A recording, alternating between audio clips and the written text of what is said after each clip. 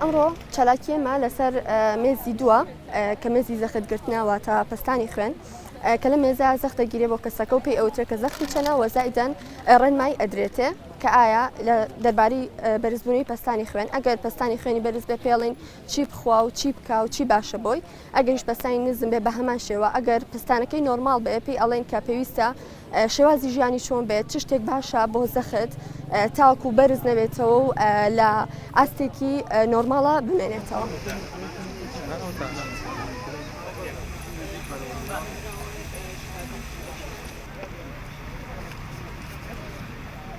هەستای ئەم چالاکیە کە تێدا هەموو ئێمە خۆمان خوێندکارین کە ئەم چالاکیانە ئەەکەین و هۆشداری فیاگوزاری سەرەتایی و زەخەت و نەخۆشی شەکرا ئەو کەسانی کە لێرە سەردانی ئێراکەن ئێمە وەکو خۆبەخش چالاکیەکانیان پێشکەشەکەین و هۆشداریان ئەینە و بە زانیارانی کە لای ئێمەن.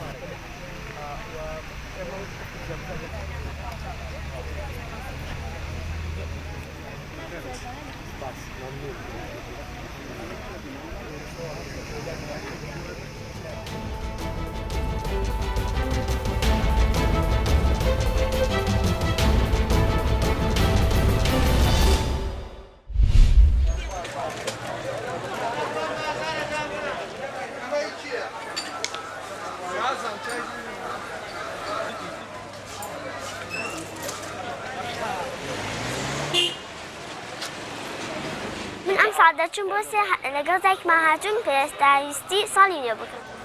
هاتووم کورتاسیە بکڕم لەگەڵ دایکمان بۆ مەکتەب وە ساڵ نوێ خوێندن.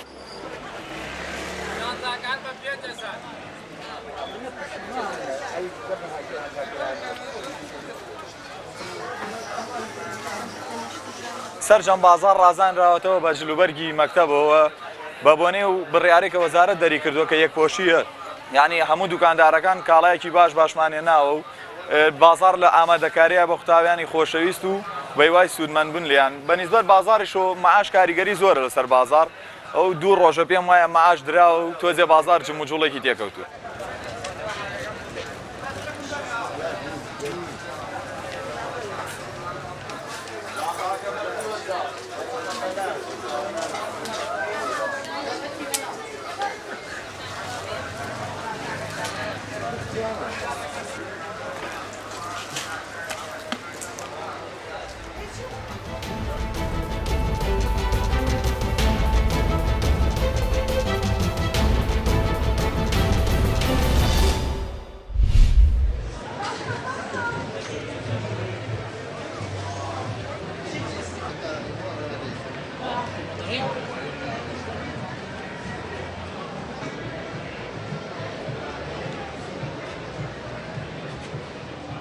A la tercera generación de anticuarios. Mi padre posiblemente es el anticuario en activo mayor de toda Europa, con 94 años, y llevamos aquí más de 70 en el rastro con 4.